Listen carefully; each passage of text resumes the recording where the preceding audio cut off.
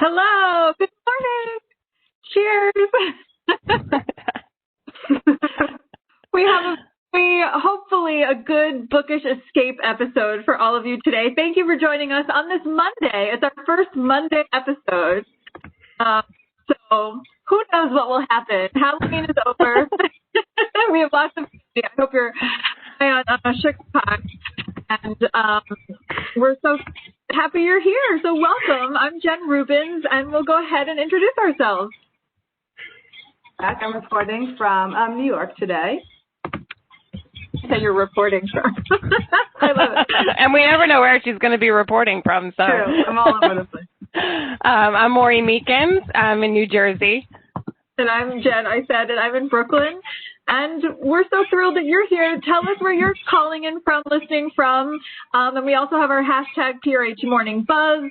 And we have our chat box and Q&A box on the right rail of your WebEx screen, where the lovely Jen Childs will be helping you with your burning questions. And hopefully, if you're familiar, if you've been here before, you know that we like to talk about all the many formats that are available in all these exciting titles that we're really excited to share with you. So very quickly on the screen, we'll show you if you see HC, that's for hardcover, TR is trade paperback, LP is large print, ebook, self-explanatory, eGalley is available when you see the circle with the E in the middle, and then for audiobooks, DN is audio download, and CD is compact disc. So we're going to take it with some fun news to share with you. Virtual Storytime license has been extended to March 31st, which is very exciting. And we are heartened by the ways that books are continuing to connect us during this difficult time. Kelly, we hear you. Okay, thank you. We're a live show. Hold on.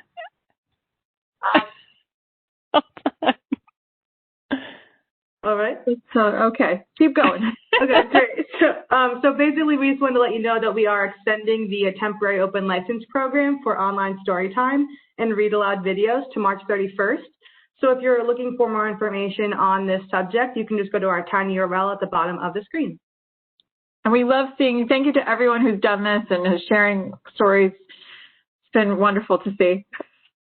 And if you aren't already familiar with Penguin Random House's program called The Conversation, this was launched in mid-September and showcases the books and authors that advance racial understanding and help promote anti-racism, acceptance, and inclusivity. You can visit the website at tinyurl.com/PRHconversation that was developed to support families, educators, communities, organizations, and readers as we continue to have these important discussions. So we encourage you to also join the conversation. And we also, Library Journal and School Library Journal are back for their 4th annual Library Con Live, which is happening Thursday, November 5th, so you still have time to register. It's a day-long celebration of fandom beloved stories and characters. They have tons of great authors, and we have a whole host of authors appearing ourselves from a variety of our client titles as well. So it's going to be a great day of events, and you should definitely attend. And also, as you know, there have been so many incredible virtual events happening every day for the last at least 8 months, I guess. And so we wanted to keep you up to date with what's happening this week. For example, today we have author Peter Cousins at Magic City Books virtually via Zoom at 8 o'clock. We have the author of 50 Words for Rain talking to Lisa C. From the Poisoned Pen on Facebook Live, and so much more. MIT Press Live, which is really exciting, happening on November 17th at 12:30. So just lots to keep track of. And then, of course, you can discover even more on the screen. We have it at prh.com/bookconnectuslive. So if you've missed anything, you can always go back and see what's happening in the virtual book universe. So, like I said, we hope that today's show provides a nice little bookish escape for you. I know it does for us, too. So we wanted to talk amongst ourselves and also invite you into the conversation of what is your favorite bookish escape, whatever that means to you. So, Sydney, what do you think? What do you describe as your favorite bookish escape? I think right now I've been doing morning walks before work starts for about an hour. So I usually just listen to an audiobook and like walk like 20 blocks and just kind of like zone out, which has been really great for me. It's a good way to start my day. It's a great way to escape from the world and just kind of zone in on whatever I'm listening to. But because of that, I've been able to listen to like an audiobook a week, which is fantastic. So that's incredible. Yeah. And I love how you're just like, oh, I just casually walk one block in the morning. Like I'm saying I'm so inspired. I just ran 6 miles and now I'm doing a morning buzz. What about you, Maureen? So recently, now that it's getting cold, it's not the case, but I just made a hammock for my backyard. So over the summer, I did. Well, the stand, but that was over the summer, I was like in my hammock every day reading a book. So that was my thing. And now that we're getting into the cold weather, it's going to have to go to by my fireplace and close the door so that no one else gets in the room. I feel like from hammock to fireplace, though, you're not. Yeah, the quintessential. Really good. That's amazing. Well, my favorite bookish escape, well, this is going to sound really cheesy, but I feel like doing this weekly or monthly, whenever we do it, this is a good bookish escape for me. I love talking to you guys and all of you listening in. I think children's books, generally speaking, have just always been a good bookish escape for me. And then I think things that like revisit like old New York City and theater, no surprise, I'm such a theater dork, like anything like that. I love like City of Girls. And then things that make me wish that I had an umbrella in my drink, which is water, but I'm pretending. So like, fun stuff like Anne and the French Kiss, which just had its 10th anniversary this year, which is scary, but that's a really fun escape book to talk about. But I'm excited to see also scary books are a good escape sometimes. Well, and we might have some for you in today's episode. Maybe we will. Maybe we will. Let's see. What's up first? Well, first we have Escape with a Good Meal, and just looking at these books, my mouth is already watering, so let's just get into it. Why don't we? So first we'll have Food Between Friends. So what happens when you combine a celebrated actor and host with a sought-after recipe developer and food writer who also happen to be best friends? Food Between Friends. This cookbook came alive from Jesse and Julie's food blog with the same name, cooking up all the delightful dishes they want to eat, focusing on the joys of food and friendship. Drawing inspiration from the regional foods of the Southwest and South that Jesse and Julie grew up with, respectively, they seamlessly merge West Coast style with fun and funky recipes such as hatch green chili mac and cheese, baked eggs and tomatoes and grits, carne asada and shishito skewers. This book feels just like cooking with a friend because that's exactly what it is. They look like they're having a great time. Yeah, I want to be at that dinner party. Yeah, that looks good. All right, next up we have Rodney Scott's World of Barbecue. So you might know Rodney Scott as the first African-American pitmaster to win a James Beard Award. In his cookbook, Rodney Scott's World of Barbecue, Scott celebrates an incredible culinary legacy through his life story, family traditions, and unmatched dedication to his craft. Co-written by award-winning writer Lolis Eric Eli, Rodney spells what makes his pit-smoked turkey, barbecued spare ribs, smoked chicken wings, hush puppies, Ella's banana pudding, and award-winning whole hog so special.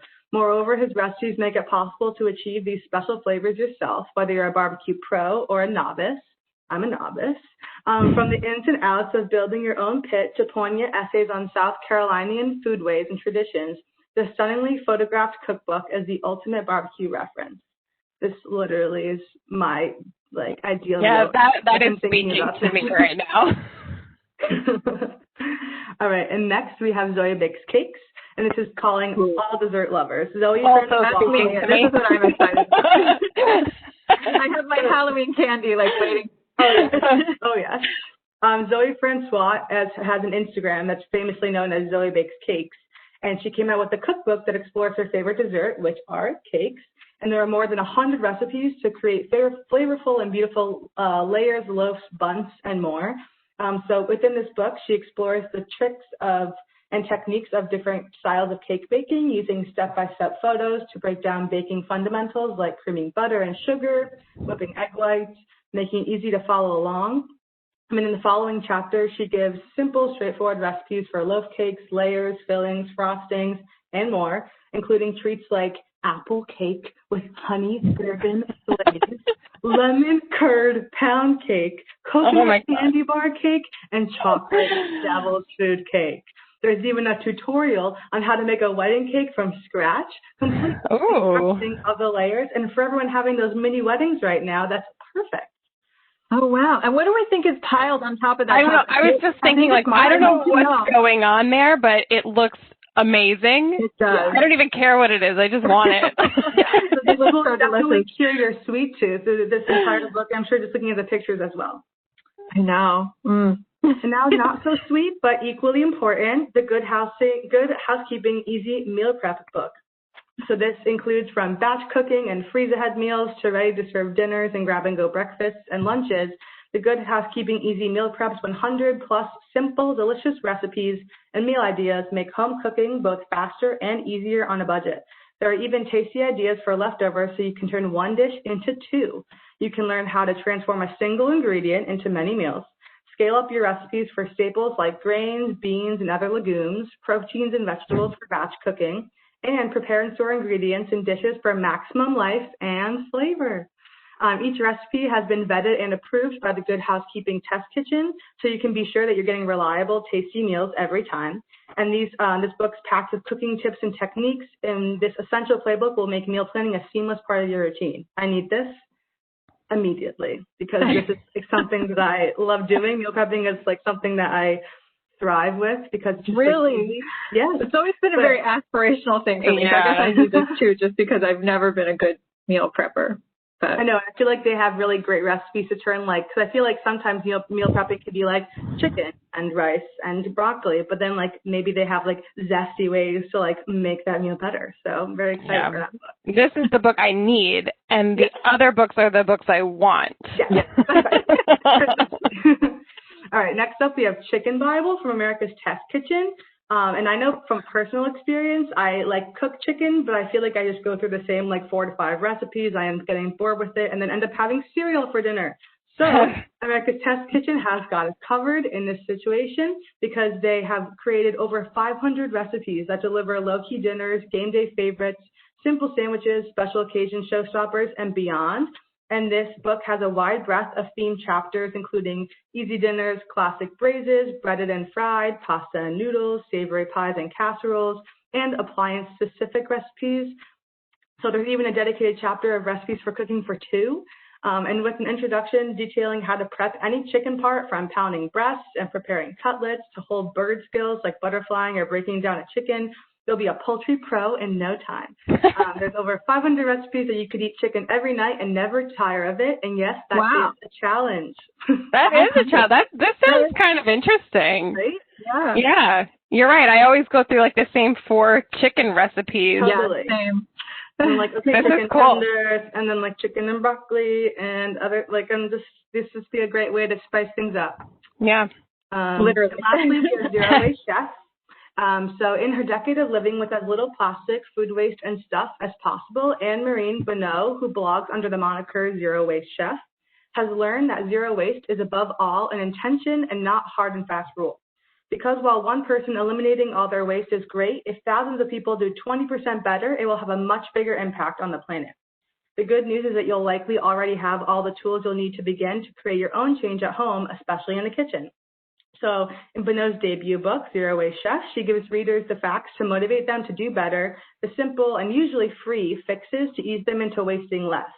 You can, for example, banish plastic wrap by simply inverting a plate over your leftovers, and finally, the recipes and strategies to turn them into more sustainable, money-saving cooks. For instance, you can rescue a loaf from the landfill by making Mexican hot chocolate bread pudding, or revive some sad greens to make a pesto. Save $5 and the plastic tub at the supermarket with Yes Way, you can make ricotta cheese. Then use the cheese and the leftover whey to make sourdough tortillas. There's over 75 vegan and vegetarian recipes for cooking with scraps, creating fermented staples, and using up all your groceries before they become waste, including end-of-recipe tips on what to do with your ingredients next. Bonneau lays out on a table a vision of a zero-waste kitchen. So this is like really amazing. And this has definitely been more of a trend recently too. Yeah. So very excited. It's amazing if you just rethink things a little bit. Yeah. Very cool. It's condoing, but for cooking, and you get to eat it at the end. So it's like it's just fabulous. And we also recently just posted a blog about company wet cookbooks. So if you want to check out our tiny URL at the bottom of this slide, you can find a plethora of other cookbooks that we've highlighted as well. So just make sure you go check those out. I love it. Oh, I want all of those things. Okay. Now I'm starving. This is what you were talking about, a different kind of escape, but definitely your kind of escape. These are my favorite ways to escape. I'm a big mystery thriller, horror buff when it comes to movies and books, so I'm happy to present this slide to anyone looking for this kind of escape. I'm going to start with Girl A by Abigail Dean. This is a book that's perfect for readers of Room and anything from Gillian Flynn. It's about Lex Gracie, known as Girl A, the girl who escaped the eldest sister who freed her older brother and 4 younger siblings from her parents, and the house of horrors that they created. But when her mother dies in prison and leaves Lex and her siblings the family home, she can't run from her past any longer. And what begins as a propulsive tale of escape and survival becomes a gripping psychological family story about the shifting alliances and betrayals of sibling relationships, about the secrets our siblings keep from themselves and from each other. This book was also won in a really competitive auction, and TV rights have already been preempted by Sony, so this is definitely going to be loved by your literary suspense readers and anyone who loved HBO's adaptation of Sharp Objects. And In the Garden of Spite by Camilla Bruce is a fictionalized account of Belle Guinness, otherwise known as the Black Widow of LaPorte, and one of America's first and most notorious female serial killers. They whisper about her in Chicago. Men come to her with their hopes, their dreams, their fortunes, but no one sees them leave, and no one sees them at all after they come to call on the widow of LaPorte. This is an audacious novel of feminine rage and the men who drove Belle Guinness to kill. It's for readers who love true crime fiction, and even some history buffs might get in there. And best-selling author Deanna Raybourn says, "It's a chilling, pitch-perfect novel that should finally make Belle Guinness a household name, a superb and unforgettable read." I personally love anything about serial killers. I think it's fascinating. So I didn't even know who she was. So hearing about this was just exciting because now I can add this to my list of serial killers to read about. What an exciting list. And then next up, there's The Future Is Yours by Dan Frey. This is a fast-paced sci-fi thriller about 2 best friends who create a computer that can predict the future. But what they can predict is how it will tear their friendship and society apart. By forming a startup to deliver this revolutionary technology to the world, Ben and Adi have made their wildest, most impossible dream a reality. Once Silicon Valley outsiders, they're now its hottest commodity. This device can predict everything perfectly, from stock market spikes and sports scores to political scandals and corporate takeovers, allowing them to chase down success and fame while staying one step ahead of the competition. But the future their device foretells is not the bright one that they imagined. This book is told through emails, texts, and transcripts and blog posts, and it's a bleeding-edge tech thriller that chronicles the costs of innovation and asks how far you'd go to protect the ones you love, even from themselves. Sounds a little close to home. It's perfect for fans of The Martian, Recursion, Black Mirror, and Dave Eggers' The Circle. And this next one needs a very little introduction. It's by this guy named Stephen King. It's a brand new, you may have heard of him. It's a brand new novel about the secrets we keep buried and the cost of unearthing them. The son of a struggling single mother, Jamie Conklin just wants an ordinary childhood, but Jamie is no ordinary child. Born with an unnatural ability, his mom urges him to keep secret. Jamie can see what no one else can see and learn what no one else can learn. But the cost of using this ability is higher than Jamie can imagine, as he discovers when an NYPD detective draws him into the pursuit of a killer who has threatened to strike from beyond the grave. Later is Stephen King at his finest. It's a terrifying and touching story of innocence, loss, and the trials that test our sense of right and wrong. With echoes of the classic It, Later is powerful, haunting, and unforgettable exploration of what it takes to stand up to evil in all the faces it wears. So classic Stephen King, I can't wait to read it. It's been a while since I read something new from him, so this went right to the top of my list. And Shiver by Allie Reynolds is a propulsive locked room thriller debut. A reunion weekend in the French Alps turns deadly when 5 friends discover that someone has deliberately stranded them at their remote mountaintop resort during a snowstorm. I need the prop. There she is. Get out. When Mila and her friends arrive for the reunion, then they realize something is horribly wrong. The resort is deserted. The cable cars that delivered them to the mountaintop have stopped working. Their cell phones are missing. And inside the hotel, detailed instructions await them. An icebreaker game designed to draw out their secrets. A game meant to remind them of Saskia, the 6th member of their group who vanished the morning of the competition years before and has long been presumed dead. Mila's not sure what's worse, the increasingly sinister things happening around her or the looming snowstorm that's making an escape even more impossible.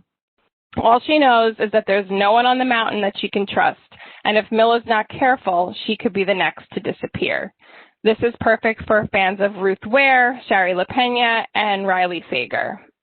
I swear the wind picked up as you were describing that. It's very windy. My ambience over here is very, very spooky. And also, side note, I have a turtle named Saskia, which is one of the characters in the book, so I got really excited when I read that. Oh, wow. That actually brought this to the top of the list, too. Little things like that. Stephen King and Saskia are competing. I think the turtle might lose, though. I don't know. The turtle might win. I love my turtles. I just meant in terms of, speed. Yes. And this last book I'm going to talk about is A Tip for the Hangman by Allison Epstein.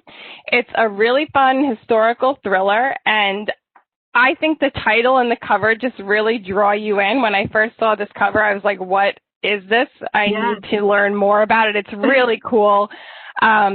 And it's about Kit Marlowe, a brilliant, aspiring playwright who's pulled into the duplicitous world of international espionage on behalf of Queen Elizabeth I. So the cover drew me in, then I read that, and I was like, yes, let's go. So pairing modern language with period detail, Allison Epstein brings Elizabeth's Privy Council, Marlowe's lovable theater trope, and the squalor of 16th century London to vivid, teeming life as Kit wends his way behind the scenes of some of Tudor history's most memorable moments.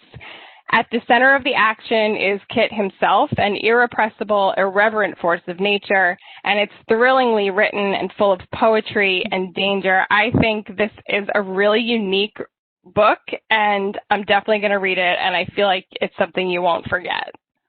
I agree. I got excited. I mean, I know I mentioned theater before as my escape, and usually, scary things are not for me, but I love, first of all, the author's bio says that when she's not writing, she enjoys good theater, bad puns, and jackets. And I was amazing. She's fun, so I And I just feel like this is a great escape for me, too. Even though I don't like scary things, I feel like, anything theater-related. And the fact, too, that it pairs modern language with this period detail. Yeah. I think, we don't know who's reading the audiobook yet, but I think they're going to have a feel that's good. To life, whoever I'd be it is. Interested to know who that's going to be. I would, too. Well, we'll keep you posted. Okay, thank you. And then I do have some audiobook news for Girl A, which sounds terrifying, but I feel like will be, like you said, there was such a huge auction for this book, and people are so excited about it. I was even reading early Goodreads reviews for this, and people are just, in love with this book. It's already exploded, and it's not even out. No. And it's going to be read on audio by Elle Potter, who, if anyone's listened to the recent audiobook of Hamnet, she won an Audiophile Earphones Award for that, and they called it a feast for the ears. But I think that because, and because this book's narrated by the main character of Lex, I think it can be a really powerful audiobook, being in that first-person narration. And The Garden of Spite is going to be read on audio by Natalie Naudus. I was not familiar with this narrator, and I looked her up, and she records from her home studio in on a mountaintop in Virginia. So she looks at, she even shared a video, she has like gorgeous view, and that's where she'll be narrating this creepy tale from, in The Garden of Spite. And she also has won Earphones Awards for many audiobooks and will just be a captivating reader. And the future is yours. I don't have audiobook info for this, but what's very interesting is that this author, his first work, The Retreat, was actually an Audible original. So he already has a lot of audiobook fans who probably, that was the only option to listen to his first work, The Retreat, on audio. So he's already got a built-in listening fan base. So that's definitely make sure the audio is available. And also what's very cool is that he described it as the social network with a time travel twist told as a digital epistolary. So that whole kind of like letter. I guess I should have just led with that. No, you had me. You're just. I thought that was really, because I kept thinking about, Facebook and that whole, aspect of help me predict the future. But I think the digital epistolary aspect could also mean that the audio will be very fascinating to hear. And then Shiver, we don't know the readers for that yet either, but definitely sounds spine-tingling. So that's it from the news that I have from my audio corner of the world. And to keep going with our escapes, Literary Gems is next up. Yes. Speaking of modern literature and words, let's hop into literary fiction. So we're going to start with A Swimming a Pond in the Rain. And for those of you who are missing the world of academia and the world of words of George Saunders, this book will be perfect for you. Because for the last 20 years, George Saunders has been teaching a class on the Russian short story to his MFA students at Syracuse University. So in this book, he will be sharing a version of that class with us, offering some of what he and his students have discovered together over the years. Paired with iconic short stories by Chekhov, Turgenev, Tolstoy, and Gogol, the 7 essays in the book are intended for anyone interested in how fiction works and why it's more relevant than ever in these turbulent times. So he approaches the stories technically yet accessibly, and through them explains how narrative functions, why we stay immersed in the story, and why we resist it, and the bedrock virtues a writer must foster. The process of writing, Saunders reminds us, is a technical craft, but also a way of training oneself to see the world with new openness and curiosity. So A Swim in a Pond in the Rain is a deep exploration of not just how great writing works, but of how the mind itself works while reading, and of how the reading and writing of stories make genuine connection possible. And as a former English major, this makes me so excited because this is like the perfect book that combines everything that we studied. So I'm very excited for this. That's a cool concept. Yeah. And now we have The Liar's Dictionary, and this is perfect for fans of Kevin Wilson and Jamie Attenberg and readers of Dear Committee members. So we start I love Dear Committee members. So we're starting with Peter Winsworth, a Victorian lexicographer who is toiling away at the letter S for Swansea's multi-volume encyclopedic dictionary. His disaffection compels him to insert unauthorized fictitious entries into the dictionary in an attempt to assert some sense of individual purpose and artistic freedom. In the present day, Mallory, a young intern employed by the publisher, is tasked with uncovering these mountain weasels before the work is digitized. She also has to contend with threatening phone calls from an anonymous caller. Is the change in the definition of marriage really that upsetting? And does the caller really intend for Swansea staff to burn in hell? As these two narratives combine, both Winsworth and Mallory discover how they might negotiate with the complexities of the often nonsensical, relentless, untrustworthy, hoax-strewn, and undefinable path we call life. An exhilarating debut novel from a formidably brilliant young writer, The Liar's Dictionary celebrates the rigidity, fragility, absurdity, and joy of language. That's a mouthful, but a mouthful of beautiful words. Appropriate. I'm loving all these language books. Right? I know. It's like, it's perfect for NaNoWriMo. I know. Perfect timing. Now we have Allie Benjamin's The Smash Up, which begins with life for Ethan and Zoe. It used to be simple. Ethan co-founded a lucrative media startup, and Zoe was well on her way to becoming a successful filmmaker. Then they moved to a rural community for a little more tranquility, or so they thought. When newfound political activism transformed Zoe into a barely recognizable ball of outrage and Me Too allegations rocked his old firm, Ethan finds himself a misfit in his own life. Enter a house guest who is young, fun, and not at all concerned with the real world, and Ethan is abruptly forced to question everything: his past, his future, his marriage, and what he values most. Startling, witty, thought-provoking, and wise, Allie Benjamin's exciting debut novel offers the shock of recognition as it deftly illuminates some of the biggest issues of our time. Taking inspiration from a classic Edith Wharton tale about a small-town love triangle, The Smash Up is a wholly contemporary exploration of how the things we fail to see can fracture a life, a family, a community, and a nation. And this would be a perfect book club pick for all you book club leaders and participants. And this would be comparable to fans of Fleischman is in Trouble and The Female Persuasion. Yes, I'm adding to my list. Yes. You had me at Edith Wharton. Yes. And now we have My Year Abroad.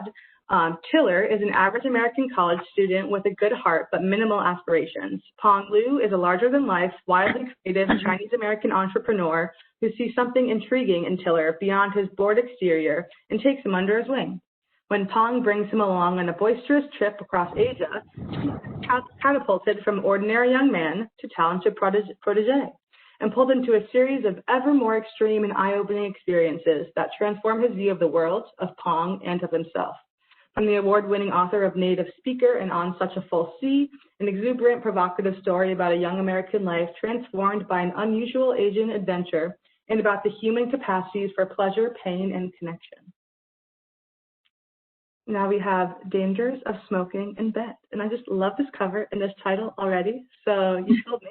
Marina Enriquez has been critically lauded for unconventional and socio-political stories of the macabre, populated by unruly teenagers, crooked witches, homeless ghosts, and hungry women. They walk the uneasy line between urban realism and horror. The stories in her new collection are as terrifying as they are socially conscious and press into being the unspoken, fetish, illness, the female body, the darkness of human history with bracing urgency. A woman is sexually obsessed with the human heart. A lost, rotting baby crawls out of a backyard and into a bedroom. A pair of teenage girls can't let go of their idol. An entire neighborhood is cursed to death when it fails to respond correctly to a moral dilemma. Written against the backdrop of contemporary Argentina and with a resounding tenderness toward those in pain, in fear, and in limbo, The Dangers of Smoking in Bed is Mariana Enriquez at her most sophisticated and most chilling. Okay, what is that? I need it. Yeah, it's so interesting. And I love the short story form, too. So I think that's a combination of like thrills and chills for this season as well. And lastly, we're going to finish off with The Center of Everything by Jamie Harrison. For Polly, the small town of Livingston, Montana, is a land charmed by raw, natural beauty and a close network of family that extends back generations. But in the summer of 2002 finds Polly at a crossroads. A recent head injury has scattered her perception of the present, bringing to the surface long-forgotten events. As Polly's many relatives arrive for a family reunion during the 4th of July holiday, a beloved friend goes missing on the Yellowstone River. Search parties comb the river as carefully as Polly combs her mind, and over the course of one fateful week, Polly arrives at a deeper understanding of herself and her larger-than-life relatives, weaving together the past and the present, from the shores of Long Island Sound to the landscape of Montana. The Center of Everything examines with profound insight the memories and touchstones that make up a life and what we must endure along the way. And this book would be perfect for readers who love protagonists like Elizabeth Strout's Olive Kitteridge or Lucy Barton, and fans of authors like Ann Patchett, Jane Smiley, and Elin Hildebrand. And I also just love how they're just spanning so many different areas too. Like this is a perfect escape read because you're getting the landscapes of Montana, the Long Island Sound. You're going everywhere. And just to go over a few audio things, I do have a little bit of audiobook news. So if you guys tuned into our audiobook Morning Buzz back in August, which feels like it was the other day and also feels like it was 100 years ago. But we spend a lot of time talking about George Saunders because he's a huge fan of audio, and he has a lot of opinions about his own audiobooks. He's very passionate and has formed a really wonderful connection with his longtime audiobook producer and director, Kelly Gilday. So, if you're not familiar with his record-breaking Lincoln in the Bardo, which won Audiobook of the Year at the Audies and has a literally record-breaking cast of 166 voices on it, then you have to add that to your audio collections and take a listen. It's really phenomenal. But this, of course, like Sydney said, it's like taking a master class from the master of writing himself, which so many of us are missing right now, whether you're in school or if you're just missing being an English major, Sydney. Yes, I miss homework. So I know. So he will lend his own voice to this, no surprise. But what's really cool is that what we expect is that there will be some familiar voices who read the actual stories from the Russian masters like Chekhov and Tolstoy. They'll read the short stories, and then George will come in reading his interstitial commentary about writing and those stories. Oh, so very cool. Yeah, it'll be a really cool piece. The Liar's Dictionary will have two fabulous British actors, Kristen Atherton and John Glover will read this one. And then I also have audio news for The Dangers of Smoking in Bed. But it'll be read by Rebecca Soler, who's a fabulous Cuban-American actress, and you might know her if you're a Star Wars fan, or she does a ton of YA and Marissa Meyer books. She's just really beloved, does a lot of really cool sci-fi, YA, fantasy escapism, and I'm really excited to hear her take on this adult title that also has so many interesting, fantastical elements to it. So she should be a really fabulous voice behind the mic for this one.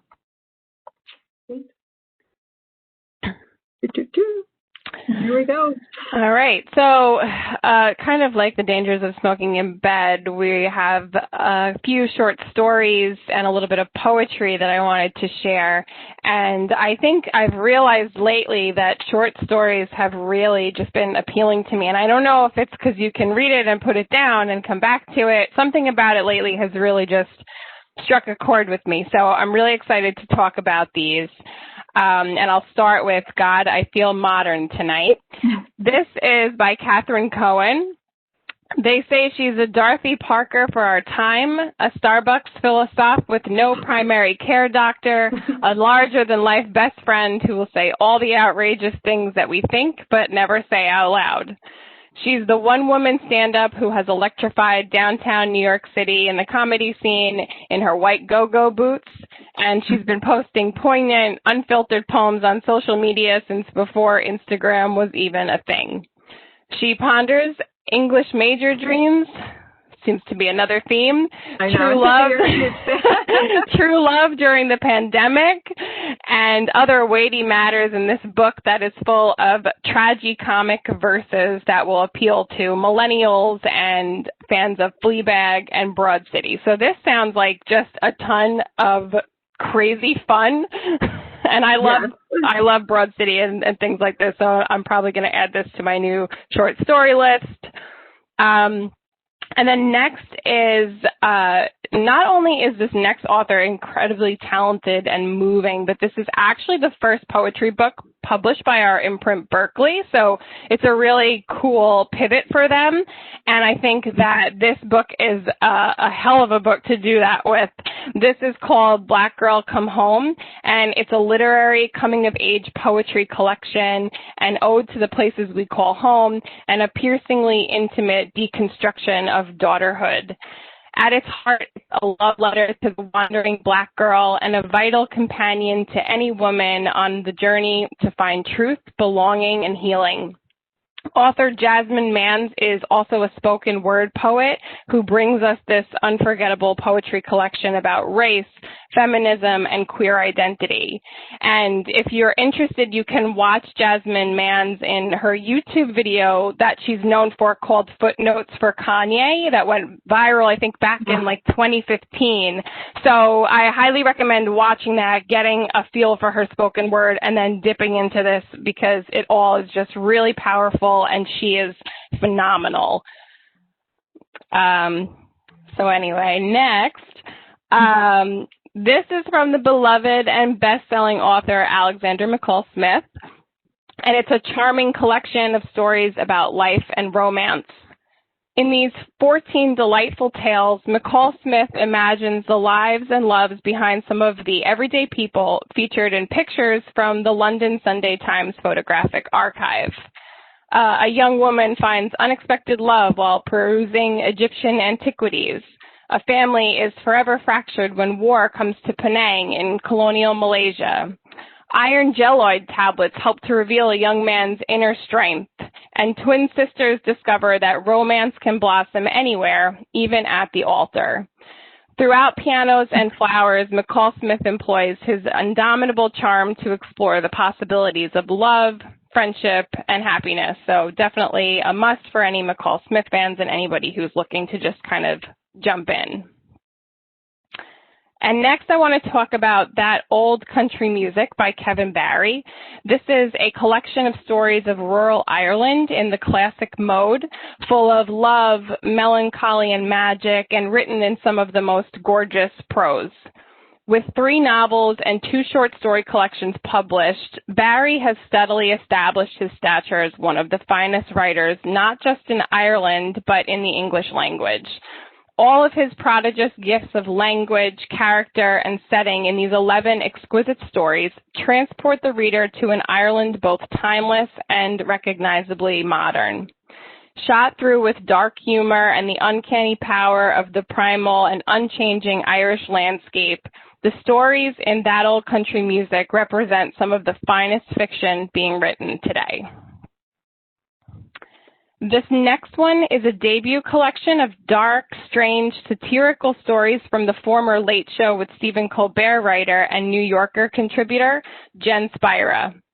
In this uproarious, addictive book, Spira takes a culture that seems almost beyond parody and holds it up to a funhouse mirror, immersing the reader in a world of prehistoric influencers, woodland creatures plagued by a millennial neuroses, and an all-out birthday bash determined to be the most lavish celebration of all time by any means necessary. With an introduction by Stephen Colbert, we welcome you, brave reader, to the world of Jen Spira. This is perfect for fans of Ali Wong, Samantha Bee, Tina Fey, and David Sedaris. That's exciting. And last but not least is Terminal Boredom by Izumi Suzuki. This is the first English language publication of the work of Izumi Suzuki, a legend of Japanese science fiction and a countercultural icon. At turns nonchalantly hip and charmingly deranged, Suzuki's singular slant on speculative fiction would be echoed in countless later works from Margaret Atwood and Harumi Murakami to Black Mirror and Ex Machina. In these darkly playful and punky stories, the fantastical elements are always earthed by the universal pettiness of strife between the sexes and the gritty reality of life on the lower rungs, whatever planet the latter might be on, which sounds really, really cool. And this is for readers of The Memory Police and The Emissary. And as you might expect, all of the audio versions that will be available, we expect will be read by the author. So stay tuned for confirmation on those. But I feel like it's just, I mean, what better way to treat yourself to a true poetry reading than to hear these amazing poets read their work themselves. And just fun fact that in the author, Catherine Cohen of God, I Feel Modern Tonight, she actually also contributed to and narrated on this year's recent Together in a Sudden Strangeness, which was a book about America's poets responding to the pandemic. So you can also hear her on that production. But I can't wait to hear all of these or read all of these fabulous poetry books and short stories. And then we're bringing it home with Escape with audiobooks. So just to add a few more things to your list from all of these fun, exciting categories. So obviously the combination of listening to an audiobook as an escape while you cook is the perfect combination, in my opinion.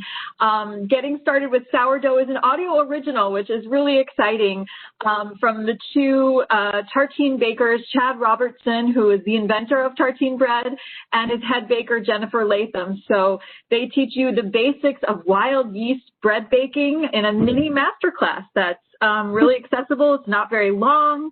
It's, I think it's so funny. It's become almost a joke, obviously, about how this lockdown phenomenon of baking sourdough has become just incredibly popular. Have either of you guys baked sourdough? No, but I do buy it from my local bakery, but it's next on my list because I did all the other breads at this point. I just want to say, imagine being the inventor of a food. Well, protein bread is his bakery and his. But that's so imagine having that. That's so cool. I love to learn about things like that, and especially from the person who started it. I mean, people love their bread, and it's funny is that some people have coined the term sour faux during this pandemic. Have you heard of this? No. They're angry that people are not doing the bread justice. So we have to make sure that you're baking sourdough and not sour faux. So you need this audiobook after your what? I've heard it's challenging. I heard too. So this is how you get started with this, incredibly accessible, easy audio original. And then coming not till April next year, but I'm very excited that there will be a YA adaptation of Notes from a Young Black Chef. The audio adult edition was a Rusa Listen List pick and a Yalsa Amazing audiobook for young adults. So that already had incredible wide appeal, and I think this will just broaden awareness of this fantastic memoir. So just to add to your TBR list, that's coming next year in April. So in terms of the thrilling listens, this is very exciting. So we have this very cool thing happening in January. We are releasing these incredibly suspenseful radio dramas that are hosted by Christopher Lee, and they'll take listeners through the thrilling perplexities set in the era of the 40s and 50s. And these, It's not cool.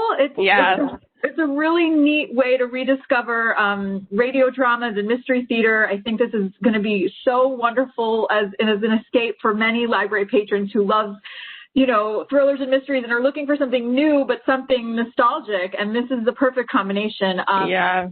And the actors on this, Humphrey Bogart, Agnes Moorehead of Bewitched fame, Chester Morris, Dick Powell, many familiar names that you'll have a lot of fun looking up on IMDb as I did and being like, oh my gosh, they were in all these classic films, so you can hear them. And this is produced and directed by Carl Amari, who is a film and television producer who produced the Twilight Zone radio dramas, and he has just a really cool history with classic radio programs. So this is a really neat addition to our audio list, and we're so excited to share it with you. There will actually be 3 editions of this all out on January 31st. So you can get your listeners at your libraries hooked, and they'll have lots of fun going through all of these amazing collections. And then for people who love YA, adults or teens, The Cousins by Karen McManus is, perfect for those true crime readers, podcast listeners. And like I said, I think even adult mystery thriller fans will love this. Karen McManus is, of course, the #1 New York Times bestselling author of One of Us is Lying. And people are saying this next book is already going to be like your next obsession. And it's read by a full cast on audio. Get ready, Maureen. I see you. Writing this down. But it's about this family of cousins who barely know each other. They've never met their grandmother. She's rich and reclusive, and she actually disinherited all their parents before they were born. But then each of the cousins receives a letter inviting them to work at her island resort for the summer. And they're very curious. And of course, their families say that going is not an option. They're not allowed to go. But this is their own opportunity to get into their grandmother's good graces. So the cousins arrive on the island, but it's very clear that the grandmother has different plans for them than what was maybe suggested in the letter. Dun, dun, dun. Dun, dun, dun. They realize just how dark their family's past really is. So this has a full cast. It'll be Sarah Scare, Kate Reinders, and David Gerlich and Julia Whalen, who is, I know, a fan favorite among many listeners. So that should be a fantastic, thrilling production. And then finally, literary listens. We have Love, Kurt. I included this, and it's funny because I mentioned before the epistolary novel and how listening to letters on audio is a really interesting and immersive experience. And so this is a never-before-seen collection of deeply personal love letters from Kurt Vonnegut to his first wife, Jane. And it's compiled and edited by their daughter, Edith, who also lends her voice to this production alongside the Oscar-nominated actor Lucas Hedges, who you might know from Manchester by the Sea.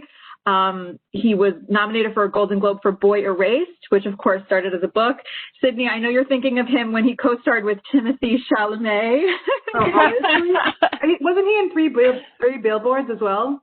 I think so. He's been in a lot of Oscar-nominated movies. The sleeper actor. Yeah, he is a sleeper actor. This is fun. But this is a really cool audio because he reads the letters. Lucas, who's such a phenomenal actor, reads the letters, and then it's interspersed with Edith's insights and family memories of her own. So it's a really fascinating account of one of the world's most famous writers finding his voice and falling in love. And then the greats from our listening library list. So you can actually hear more about this book. We recently released a listening library book buzz, which if you're interested in kids' titles, I highly recommend you head over to either PRH Library's YouTube channel or to booksontaped.com to check it out. But I'm in conversation with the editorial director, Rebecca Waugh, and also from the editorial team, Emily Parliament. And Rebecca said that The Greats is one of her favorite books on the fall list for listening library. It's read by the incomparable Bonnie Turpin, who I know is a great conversation starter last week in Ask a Librarian when people were talking about audiobooks. She's just such a fan favorite. And this is just a really beautiful book about it's about a lot of heavy topics. It's about teen suicide. It's about a young man who finds himself running through the streets the same night that he wins a national high school geography competition. And you know, he should be happy, right? But why does he feel so angry and desperate?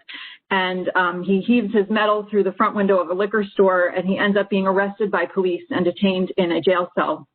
And so he has suicidal thoughts, and suddenly there's a lot of magical realism to this too, because in a museum across town, a life-size exhibit of a giant prehistoric sloth has disappeared from the museum. So you'll see how all those elements come together in a really beautiful way. And finally, I said finally before, but really finally. finally. Reading. I have two more great things to add on to the poetry collections that we already mentioned. So September Love. So Lang Liev is so incredibly popular. She's often credited with popularizing poetry among a new generation of young readers, and she continues to be a bestseller around the world. So this is the newest book from her that will change the way you think about love, relationships, heartbreak, and self-empowerment. And it's beautifully composed, and she reads the audiobook herself, of course. And she hopes that this will positively influence your life. I think we all need a little positivity and love nowadays. And so this captures the magic of each season, and just is a really inspiring poetry listen that she reads. And then Chlorine Sky, we hope that you'll be hearing a lot about Mahogany L. Browne. She delivers, this is a beautiful novel in verse, and it's told in first-person narration, which is just perfect for audio. And it's about broken promises, fast rumors, and when growing up means growing apart from your best friend. So really poignant for teen listening, but I think also for anybody, especially adults as well. School Library Journal calls it a contemporary look at changing teenage friendships and finding ways to accept yourself. And Kirkus says it's a coming-of-age novel for Black girls who have been told they're too much and yet never enough. So it is going to be a beautiful listen read by the author herself, and we're so excited. She's behind the mic, coming in January. So that is it for our literary escapes. I'm out of water or something else, but you know, it is only 11:53. Anything else you want to add about our literary escape this morning? I put you on the spot. Honestly, I think I just have, yeah, exactly. I have a ton of stuff that I'm going to add to my list and get out of this world with. Well, we hope that you all feel the same. Thank you to everybody who listened in this morning. We're so thrilled to be here with you to hopefully provide a literary escape, and then also you're just, you know, bolstering our own literary escapism by being part of this with us. So thank you. Our next buzz is coming in December. Can you believe December is around the corner? Oh my gosh. So we hope you'll join us then. We'll send around a recap with all of the titles we talked about and how you can sign up for our next buzz on December 2nd. So thank you to everyone. Cheers, and cheers to more literary escapes together next month. Cheers. Thanks, everyone. Bye. Thanks, everyone.